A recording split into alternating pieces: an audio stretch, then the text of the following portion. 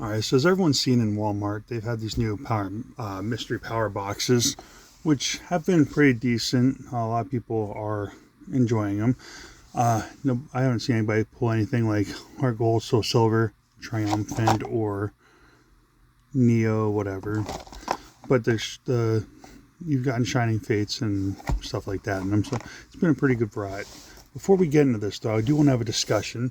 I had a viewer ask a question in the comment section, and it was a good question because I know when I first started getting into which cards to preserve, put penny sleeves on, and grade, there was often times where I wasn't sure. What really got me was when I started working on sports cards for a guy at work. That was something because I didn't know how to read the cards and how to find out what they were. So we're going to start off with which cards to penny sleeve. Personally, I penny sleeve anything with foil on it. And part of that reason is because while it may not be valuable now, it might be one of those cards that down the road has a like cult following almost, and it could be worth something down the road. Who knows? And you just protect the card from scratching anyway. Now, I'm going to show you a couple different cards and where to go from there, okay? So first off, your unsleeved hollow. This is a MetaZoo card, okay? Now, if I don't know what card this is, and granted, see if we can get the focus right for this. Okay, atmospheric jellyfish, right? Well, we don't know what set this is from. I mean, for us that know MetaZoo, that tree in the top left corner right here is wilderness. But if we're not sure, and we'll get there with Pokemon, because if we're not sure, you'll be like, okay, well, atmospheric jellyfish, and 14 out of 165. So you can search that on eBay. And I like going to last sold because oftentimes people are like, this card's worth $373.87. And it's really like a $1.50 card, So I like going to the actual sold listing prices. But that's for me. That's something that I do. Because I don't necessarily always know what the set is. We're getting an example right now. Okay. This Chestnut Break card. I have no idea what logo that is. None whatsoever. But I can tell this is a Chestnut Break card. And it is 12 out of 162. With that information on its own, I can go on eBay and find out what this card is and what it's worth.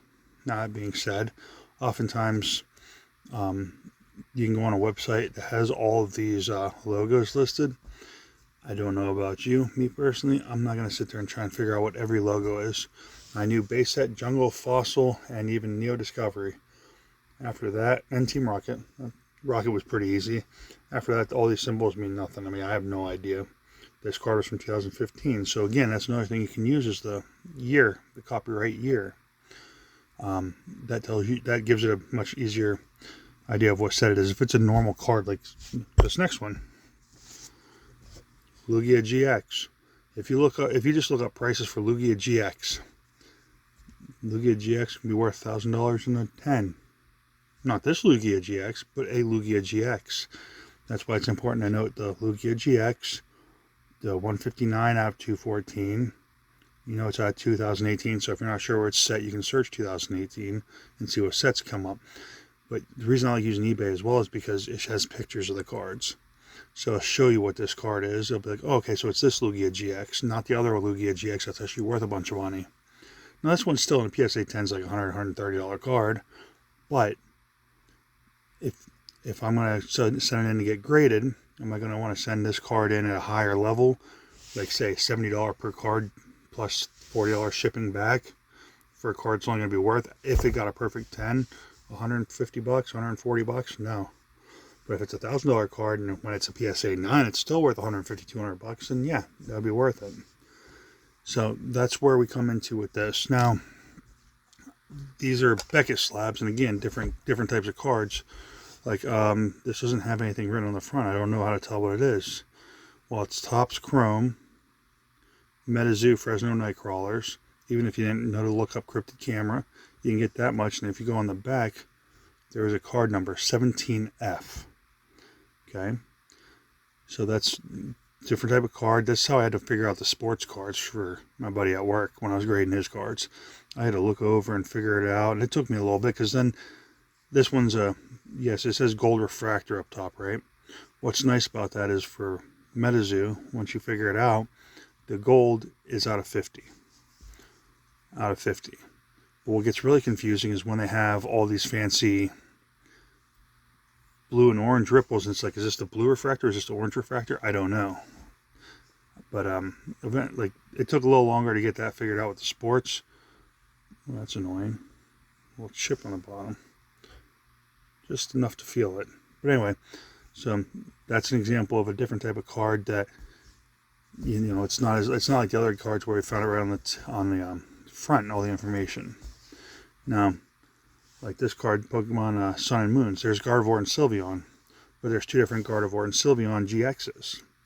One, Sylveon's over here and Gardevoir's in the back over here. It's not as valuable. This is the alt art. So when I go to search this up, I search Gardevoir and Sylveon GX 205 out of 214, and I'll put like PSA 10 or PSA. Now, yes, this is a Beckett slab. These two are actually on their way back to PSA. We're going to try and see if we can get them converted into PSA 10s. This card in BGS 9.5 is looking at like a $300 card. But if this cross grades into a PSA 10, it becomes a $600 or $700 card. I was going for the black label and I didn't get it, but it's still 9.5s all around. Both of these cards are perfect 9.5s. So that's why I'm trying to cross them into PSA 10. As much as I love this golden label with the gold Fresno. But anyway, so the one last thing I do want to discuss about grading is pricing. Right now, the pricing. BGS right now is $18 a card with there's no memberships to BGS. Beckett Grading Services. Don't get that confused with the BGGS when you see slabs that look like crap. Those are not Beckett. Even though it says on the back right here, I'll say Beckett. It is not a Beckett slab. It is not a BGS slab. That is another brand, like a knockoff almost. But anyway, right now, Beckett, their cheapest is $18 a card, and that's with the subgrades, okay? And that's the one thing Beckett has for it. CGC doesn't do them anymore, and PSA doesn't do them. So this is the benefit of having a Beckett slab. It's $18 a card, but if you don't want the subgrades, it's $16 a card to get graded. Now, there are shipping charges involved. That's a dependent variable based on which company. Right now, I'm just going over the cost of grading. At that lowest level of $18 for subgrade, $16 without, you're looking at a 60-plus day return. With CGC, there is a membership. I believe it's like $25 for the smaller membership. And all the membership does is give you a 10% discount on your grading cost. But without a membership, it's $12 a card, but there's a minimum of 25 cards, or it's $15 a card, and I don't think there's a minimum on that one. At the $12 a card, you're looking at a 45-day turnaround. PSA has the expensive membership at $99 a year. With that being said, with the membership, $15 a card is the cheapest, and that's a 65-plus day turnaround. If you do not have a membership, the cheapest you can get is a $25 a card with 65-plus day turnaround as like their economy bulk level. So while $99 seems rough up front, after you submit 10 cards, you made your money back pretty much on your membership. I was doing grading. I was a middleman for a lot of people this year. With I did a couple guys Pokemon cards. Mostly I did sports cards for other people. And I was doing MetaZoo and Pokemon with myself. A PSA 10 holds more value than a CGC 10. BGS and PSA are about the same value-wise, and people know PSA. But the BGS Black Label outpaces PSA 10s 100%, but it's hard to get a Black Label. So with that, being said, that's all I'm going to talk about with the grading and trying to understand which cards to grade. But I wanted to put that out there because someone asked about it, and I'm not going to not respond with an answer. And I tried to do a little more research than my typed answer to do in this video. So I hope you guys enjoyed that. I know it's kind of dull, but it's informative.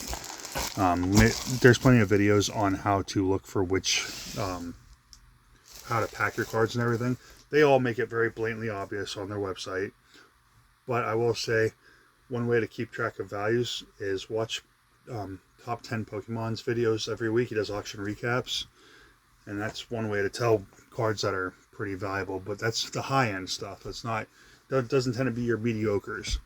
I've actually had one card show up on one of his videos. It was a Metal Charizard that I sold. I got really lucky with that one because it was right when they started grading them again. So I bought it for, well, we're not going to get into that. Anyway, let's look into this mystery box. Can we pull a Heart Gold Triumphant pack?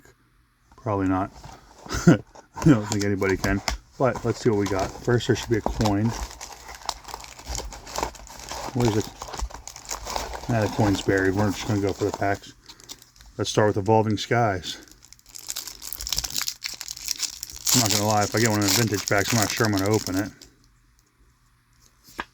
I don't remember which color code card's good. I think that's a good one. What is it? 4? 1, 2, 3, 4. Fighting Energy. Got Shelgon. Shopping Center. Hypno. Gossifleur. Love Disc. Fletchling. Chinchou. Petalil. Moon and Sun Badge. And Ludicolo. Okay, so let's say this Ludicolo you wanted to take the grade, right? Well, luckily we know which set it came out of, Evolving Skies. So that helps too, if you're just opening it up. Okay? It's just something to think about, and then put it right into a penny sleeve, you know? I'll put any cards in a penny sleeves after we're done. Oh, there's on the coin. Ooh. It's a red Volcanion. There we go. Red Volcanion coin. Let's get our next pack out. Pokemon Go. Like the rarest card here is the Alt Art Mewtwo over the city. My son pulled that and we got it graded. I believe that one came back as a 10. Now, back when we graded it, it was a $100 card. It is no longer a $100 card, but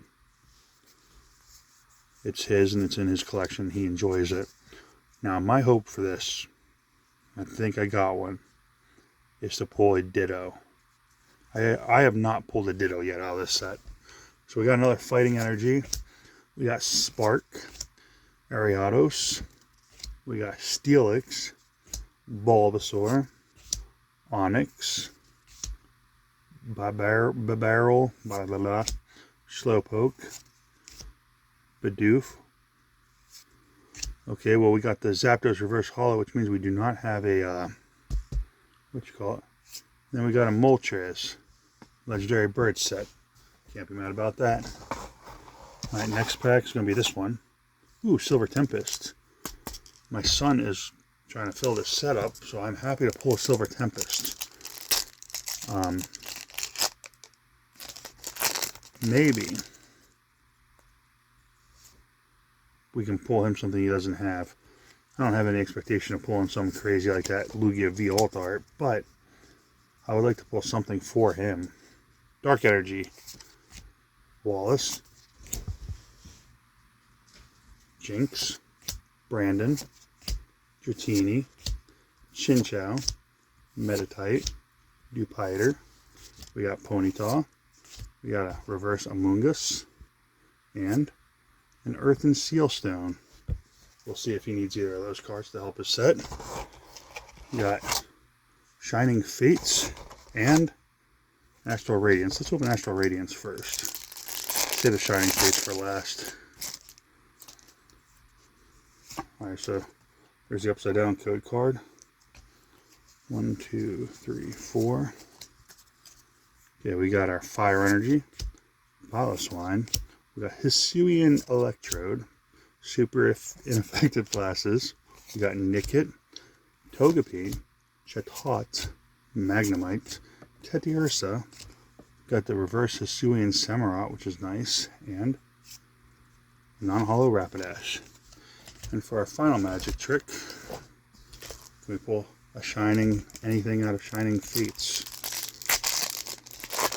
So only one way to find out, I guess. Oh gosh, we got something in there. We got something nice in there.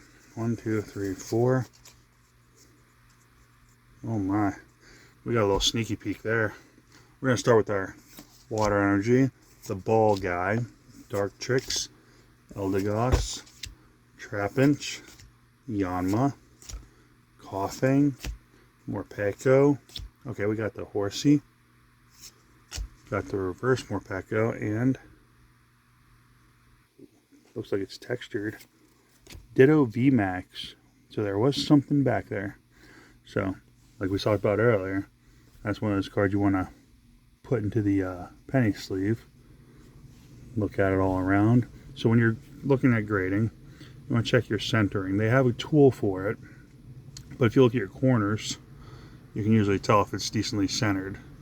You want to look for whitening on your edges and your corners on both sides. And the hardest one, I think, is going to be your surface. I'm trying to tell what your surface looks like, especially on a textured card. But we did get a Ditto VMAX, so there is that. So that's probably our biggest hit out of that box. But it was fun, you know, seeing what was in there. Anyway, with that, I'm going to bid you guys adieu and tell you guys happy collecting. Catch you on the flip side.